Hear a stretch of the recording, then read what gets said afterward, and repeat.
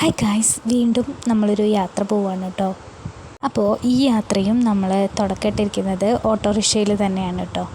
അപ്പോൾ ദാദ്രു ബേബി, ഞാൻ, ഏട്ടനുണ്ട്, പിന്നെ വേറെ രണ്ടാളും കൂടി ഉണ്ട്.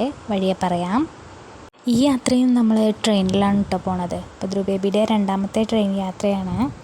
വീട്ടിൽ നിന്നൊരു 2 മണിയൊക്കെ ആയപ്പോൾ ഇറങ്ങി കേട്ടോ.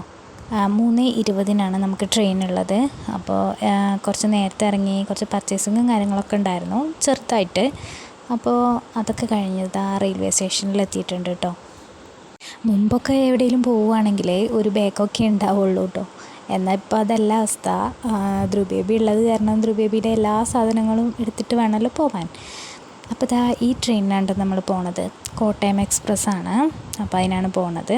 അപ്പോൾ നമ്മൾ ഒരാളെ തിരഞ്ഞ് നടക്കുകയാണ് കേട്ടോ. അപ്പോൾ അവർ മുന്നേ വന്നിട്ടുണ്ട്.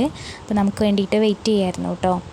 അപ്പോൾ അങ്ങനെ നോക്കി അതിൽ ട്രെയിനിലാണോ അതോ പ്ലാറ്റ്ഫോമിലാണോ ഇരിക്കുന്നത് നോക്കി നടക്കുകയാണ് കേട്ടോ. അപ്പോൾ ആളെ കണ്ടെത്തിയിട്ടുണ്ട്. ആളിവിടെ ഇരിക്കുന്നുണ്ട്. അപ്പം ഞങ്ങളെ കൂടെ 2 ആളും കൂടി ഉണ്ടെന്ന് പറഞ്ഞില്ലേ. അപ്പോൾ എൻ്റെ നാത്തൂനും ഇത് നാത്തൂൻ്റെ മോനാണ് കേട്ടോ. വട, ഒരു വടയും ഒരു സമൂസയും. ആ വട എന്നൊക്കെ പറയുന്നതിൻ്റെ ബലം നല്ല വിശപ്പുള്ളതുകൊണ്ടാണ് കേട്ടോ. അപ്പോൾ എന്തൊക്കെ വേണമെന്ന് ചോദിച്ചു. അപ്പോൾ ചില്ലുംകൂട്ടിൽ കുറേ സാധനങ്ങൾ ഇരിക്കുന്നുണ്ടായിരുന്നു.